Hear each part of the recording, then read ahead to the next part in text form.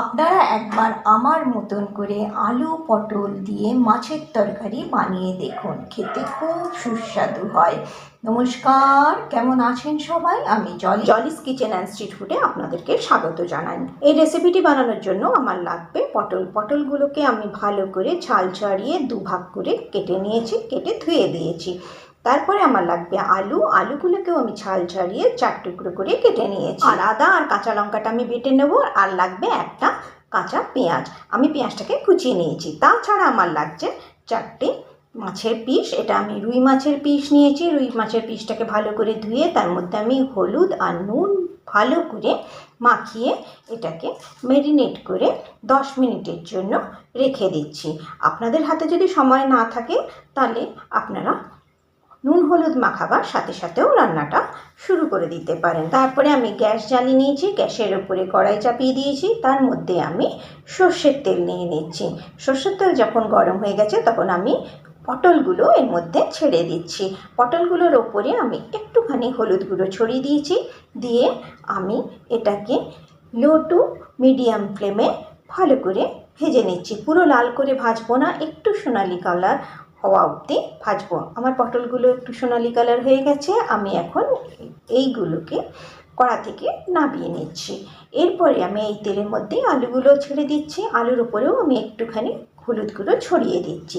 তারপরেও আমি আলুগুলোকেও অল্প সোনালি কালার হওয়া অবধি ভেজে নিচ্ছি। আমার আলুগুলোও সোনালি কালার হয়ে গেছে। আমি আলুগুলোকে এখন নামিয়ে নিচ্ছি। এখন আমি এই তেলের মধ্যে মাছগুলোকে এক এক করে ছেড়ে দিচ্ছি।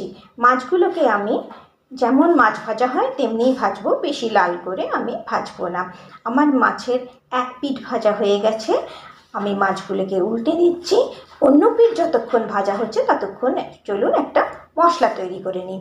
আমি এখানে আদা কাঁচা লঙ্কার পেস্ট বানিয়েছিলাম, তার মধ্যে একটু জল দিয়েছি। দেওয়ার পরে 1 চামচ জিরে গুঁড়ো দিয়েছি, 1 চামচ ধনে গুঁড়ো দিয়েছি, 1/2 চামচ আমি লঙ্কার গুঁড়ো দিচ্ছি, আর 1 চামচ আমি হলুদ গুঁড়ো দিয়েছি। দিয়ে ভালো করে আমি এটাকে মিশিয়ে দিই। আমার মাছগুলো অন্য পিঠও খুব ভালো করে ভাজা হয়ে গেছে। এখন আমি মাছগুলো এক এক করে নামিয়ে নিই। মাছগুলো নামাবার পরে এই তেলের মধ্যে আমি 2-3টে তেজপাতা দিয়ে দিয়েছি, 1 চামচ জিরে দিয়েছি, গোটা জিরে, আর পেঁয়াজ কুচোনোটা এর মধ্যে দিয়ে দিচ্ছি। দিয়ে আমি পেঁয়াজ কুচোনোটাকে ভালো করে ভেজে নিচ্ছি যতক্ষণ না পেঁয়াজের মধ্যে লালচে একটা কালার আসে। দেখুন একটা লালচে কালার আসছে, তখন আমি 1/2 চামচ হলুদ গুঁড়ো দিচ্ছি আর 1/2 চামচ লঙ্কার গুঁড়ো দিচ্ছি। আপনারা ভাবলেন মশলাতে তো দেওয়া হচ্ছে, ফের এখানে কেন দিচ্ছি? এখানে দিলে রান্নার রঙটা খুব সুন্দর আসবে, দেখবেন রান্নার পরে কালারটা খুব সুন্দর আসে। এরপরে আমি এর মধ্যে যে মশলাটা বানিয়ে রেখেছিলাম সেটা এর মধ্যে দিয়ে দিচ্ছি। দেওয়ার পরে মশলাটা খুব ভালো করে কষিয়ে নিচ্ছি। যতক্ষণ না মশলা থেকে তেল ছেড়ে যাচ্ছে ততক্ষণ কষিয়ে নিচ্ছি। দেখুন এখানে মশলা থেকে তেল ছেড়ে গেছে। এখন আমি টমেটো কুচোনোগুলো দিয়ে দিচ্ছি। টমেটো কুচোনো দেওয়ার পরে আমি এখানে স্বাদ অনুযায়ী নুন দিচ্ছি। আমি একটু কমই নুন দিই, কেন আমি পরে চেখে নিয়ে তারপরে আবার নুন দিই। তারপরে আমি এর মধ্যে একটু জল দিয়ে দিচ্ছি। দিয়ে টমেটোটাও ভালো করে মশলার সাথে কষিয়ে নিচ্ছি। কষাবার পরে আমি এর মধ্যে 1 চামচ টমেটো কেচাপ দিয়ে দিচ্ছি। দিয়ে আবার মশলার সাথে টমেটো কেচাপটাকেও ভালো করে কষিয়ে নিচ্ছি। কষিয়ে দেওয়ার পরে যখন তেল ছেড়ে আসবে মশলা থেকে তখন আলু ভাজাগুলো এর মধ্যে দিয়ে দিই। আলু ভাজা আর মশলাটা খুব ভালো করে কষানো হয়ে যাবার পরে আমি এর মধ্যে পরিমাণ মতন জল দিয়ে দিচ্ছি। আপনারা যে যেমন ঝোল খাবেন সেই হিসাবে জল দেবেন। এখন তো আলু সেদ্ধ হবে, পটল সেদ্ধ হবে, একটু বেশি জল দিলেই ভালো হয়। জল দেবার পরে আমি ঢাকনা দিয়ে এটাকে 5 মিনিটের জন্য ফুটোতে দিয়ে দিচ্ছি। 5 মিনিট পরে আমার আলুটা অর্ধেক সেদ্ধ হয়ে গেছে। আমি সেই সময় পটলগুলো দিয়ে দিচ্ছি।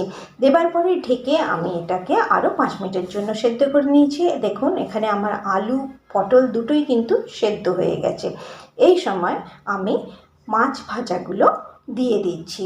মাছ ভাজাগুলো দিয়ে দেবার পরে আমি এর মধ্যে অল্প জল দিয়ে দিচ্ছি। দিয়ে এটাকে ঢেকে 3 মিনিটের জন্য আবার ফুটতে দিয়ে দিচ্ছি, যাতে মাছগুলো আর আলু পটল সব একসাথে ভালোভাবে মিশে যায়। আজকের ভিডিওটি যদি আপনাদের ভালো লেগে থাকে তাহলে নিশ্চয়ই আমার চ্যানেলটিকে সাবস্ক্রাইব করবেন, বন্ধুদের সাথে শেয়ার করবেন, আর একটা লাইক নিশ্চয়ই করবেন। আর আপনারা কে কোথা থেকে এই ভিডিওটি দেখছেন আমাকে নিশ্চয়ই কমেন্ট করে জানাবেন। দেখুন এখানে আমি নুনটা একবার চেখে নিয়েছিলাম, দেখে আমি এখানে নুন দিয়ে দিচ্ছি। নুন দেওয়ার পরে আমি গরম মশলার গুঁড়ো দিয়ে দিচ্ছি। তারপরে আমি একটু ধনেপাতা কুচনো দিয়ে দিচ্ছি, দিয়ে এটাকে আমি একটু ফুটতে দিচ্ছি। এই রেসিপিটা গরম ভাতের সাথে একবার খেয়ে দেখবেন, খেতে খুব সুস্বাদু হয়।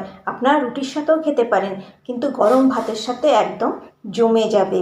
আপনারা নিশ্চয়ই ঘরে বানাবেন, বানিয়ে আমাকে কমেন্ট করে নিশ্চয়ই জানাবেন। 2 মিনিট পরে আমি ঢাকা খুলে দিচ্ছি। আমি এর মধ্যে 1 চামচ ঘি দিয়ে দিচ্ছি, দিয়ে আমি এটাকে আবার ঢাকা দিয়ে 3 মিনিটের জন্য রেখে দিচ্ছি। তৈরি হয়ে গেল আমার আলু পটল দিয়ে মাছের ঝোল। এই রেসিপিটাতে বেশি ঝোলও থাকবে না, আবার পুরো মাখা মাখাও হবে না। এই রেসিপিটা মাঝামাঝি হবে। দেখুন কত সুন্দর কালার এসছে আমার আলু পটল দিয়ে মাছের তরকারি, আর খেতেও খুব সুস্বাদু হয়েছিল। আপনারা নিশ্চয়ই ঘরে বানাবেন। আপনারা সবাই খুব ভালো থাকবেন, সুস্থ থাকবেন আর সাবধানে থাকবেন।